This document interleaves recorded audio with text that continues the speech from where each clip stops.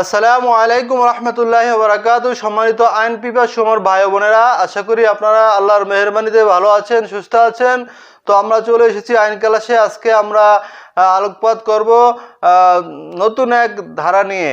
আজকে আমরা জানি যে বিগত ক্লাসগুলোতে আমি ফৌজদারি কার্যবিধানের বিস্তর আলোকপাত করেছি। সেখানে আমরা 19টা পর্বে পার্ট বাই পার্ট সহজ করে সেখানে ধারাগুলো উপস্থাপন করা হয়েছে। সেই ক্লাসগুলো যারা দেখেছেন আশা করি আপনারা ধারাগুলো বুঝতে পেরেছেন, আর যারা না দেখেছেন তাদেরকে রিকমেন্ড করব আপনারা অবশ্যই আমার সেই ফৌজদারি কার্যবিধানের 19টা পার্ট আছে, সেখানে পার্ট বাই পার্ট ক্লাস করানো হয়েছে, সেই ক্লাসগুলো দেখে নেবেন। এখন আমরা করবো আজকে একটা নতুন আমাদের জন্য নতুন একটা ক্লাস। আজকে আমরা আইনটা অবশ্যই নতুন না, কিন্তু আমাদের জন্য নতুন। আমরা যেহেতু একটা ফৌজদারি কার্যবিধি থেকে অন্য একটা আইন শিখতে যাচ্ছি, আজকে আমরা শিখবো সাক্ষ্য আইন। সাক্ষ্য আইন আমরা এখানে মোট টোটাল 10টি ধারা নিয়ে আলোকপাত করব। আশা করি এই ভিডিওটা আপনাদের জন্য খুব হেল্পফুল হবে। আর আমরা জানি যে সাক্ষ্য আইনটা 1872 সালের আইন এবং এখানে 166টা ধারা রয়েছে। 166টা ধারা থেকে আমরা পরীক্ষা রিলেটিভ গুরুত্বপূর্ণ ধারাগুলো আলোকপাত করব। কাজে এই ভিডিওটা অনেক গুরুত্বপূর্ণ। চলুন আমরা কথা না বাড়িয়ে ক্লাস শুরু করি। প্রথমে আমরা দেখতে পাচ্ছি বিচার্য, প্রাসঙ্গিক, বিচারাধীন, সাক্ষী, সাক্ষ্য, প্রমাণিত, অপ্রমাণিত, এগুলো সবগুলো সংখ্যা রয়েছে সাক্ষ্য আইনের 3 ধারায়। সাক্ষ্য আইনের 3 ধারায় এগুলো সব সংখ্যা রয়েছে। বিচার্য, প্রাসঙ্গিক, বিচারাধীন, সাক্ষী, সাক্ষ্য, প্রমাণিত, অপ্রমাণিত, এগুলো সবগুলো সংখ্যা রয়েছে কত ধারায়? সাক্ষ্য আইনের 3 ধারায়। 2 নম্বরে চলে যায় আদালতে যে বিষয়ে সাক্ষ্য দেওয়া যায়। সাক্ষ্য আইনের 5 ধারায় রয়েছে।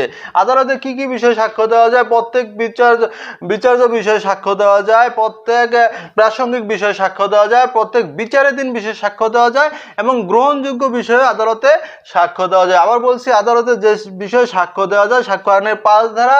আদালতে কি কি বিষয়ে সাক্ষ্য দেওয়া যায়? প্রত্যেক বিচারাধীন বিষয়ে সাক্ষ্য দেওয়া যায়, প্রত্যেক বিচার্য বিষয়ে সাক্ষ্য দেওয়া যায়, প্রত্যেক প্রাসঙ্গিক বিষয়ে সাক্ষ্য দেওয়া যায় এবং প্রত্যেক গ্রহণযোগ্য বিষয়ে আদালতে সাক্ষ্য প্রদান করা যায়। সাক্ষ্য আইনের 5 ধারা এটা উল্লেখ রয়েছে। আমরা চলে যাই 3 নম্বরে, যা একই ঘটনার অংশ তা আদালতে প্রাসঙ্গিক। সাক্ষ্য আইনের 6 ধারা, অর্থাৎ যা একই ঘটনার অংশ তা আদালতে প্রাসঙ্গিক। এটা সহজ বোঝা যায়। সাক্ষ্য আইনের 6 ধারা।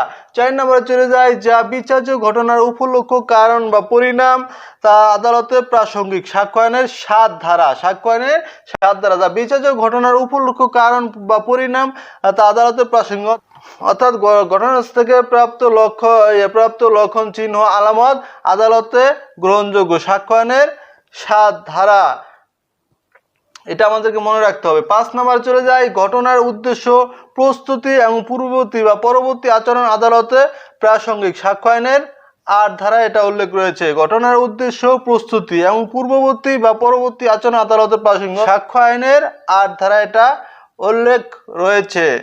6 নম্বরে চলে যাব, কোনো বিচার্য বা প্রাসঙ্গিক বিষয় সম্পর্কে আলোচনা, পর্যালোচনা বা ব্যাখ্যা, বিশ্লেষণ, যুক্তিতর্ক আদালতে প্রাসঙ্গিক। কোনো বিচার্য বা প্রাসঙ্গিক বিষয় সম্পর্কে আলোচনা, পর্যালোচনা বা ব্যাখ্যা, বিশ্লেষণ, যুক্তিতর্ক আদালতে প্রাসঙ্গিক। সাক্ষ্য আইনের 9 ধারা।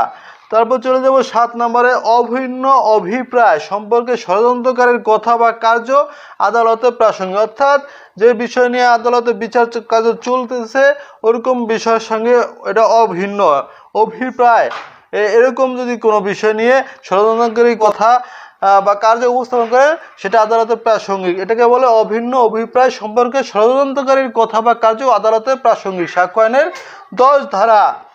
8 নম্বরে চলে যাব, অজুহাত, এলিবাই কার্যবিধানের 340 ধারা। সাক্ষ্য আইনের 11 ধারা। আমরা 340 ধারায় পড়েছি আত্মপক্ষ সমর্থনমূলক জবানবন্দি। ফৌজদারি কার্যবিধানের 340 ধারা এটা আমরা পড়েছি। আর এখানে পাচ্ছি অজুহাত বা এলিবাই, একই জিনিস। এই যে অজুহাত বা এলিবাই কি? বা এলিবাই হলো অপরাধী বা আসামি নিজে আদালতে হাজির হয়ে নিজেকে অপরাধের দায় থেকে রক্ষা করার জন্য যেই বিবৃতি বা যে সমস্ত বস্তু সে আদালতে উপস্থাপন করেন সেগুলো বলা হয় আসামির অজুহাত বা এলিবাই, অথবা আসামির আত্মপক্ষ সমর্থনমূলক জবানবন্দি। এটা রয়েছে কার্যবিধানের 340 ধারা, সাক্ষ্য আইনের 11 ধারা। অর্থাৎ আসামি অজুহাত বিভিন্ন অজুহাত দেখাইতে পারে সে নিজেকে হেফাজত করার জন্য বা রক্ষা করার জন্য, এটাকে আসামির অজুহাত বা এলিবাই বলে। অর্থাৎ সে নিজেকে দোষ থেকে রক্ষা করার জন্য আদালতে যে সমস্ত বিষয় উপস্থাপন করে অথবা যে সমস্ত বিবৃতি প্রদান করে, সাক্ষ্য প্রদান করে, অথবা সে যেই কোনো বস্তু উপস্থাপন করে, যে নিজেকে এক কথা নিজেকে দোষ থেকে বাঁচানোর জন্য যে অজুহাতগুলো পেশ করে, আমরা অজুহাত তো ভালো বুঝি, অজুহাত উপস্থাপন করে নিজেকে বাঁচানোর জন্য সেই সমস্ত কাজগুলোকেই আসামির অজুহাত বা এলিবাই বলে। সাক্ষ্য আইনের 11 ধারা।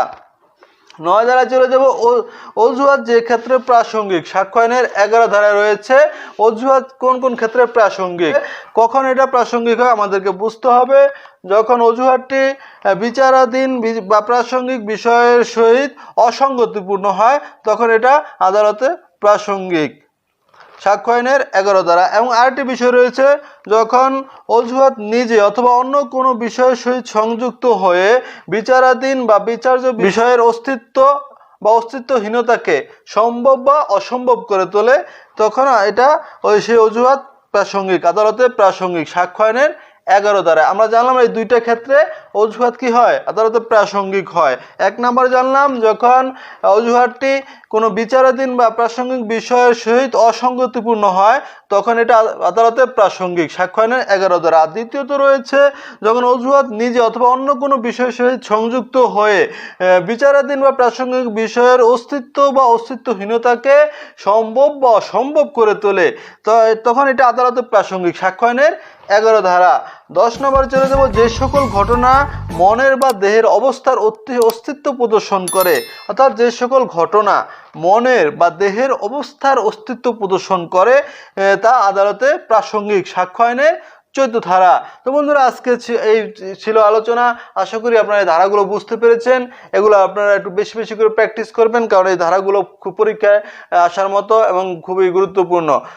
তো আগামী ক্লাস দেখার আমন্ত্রণ জানিয়ে সবার সুস্বাস্থ্য কামনা করে আজকের মতো বিদায় নিচ্ছি। আল্লাহ হাফেজ।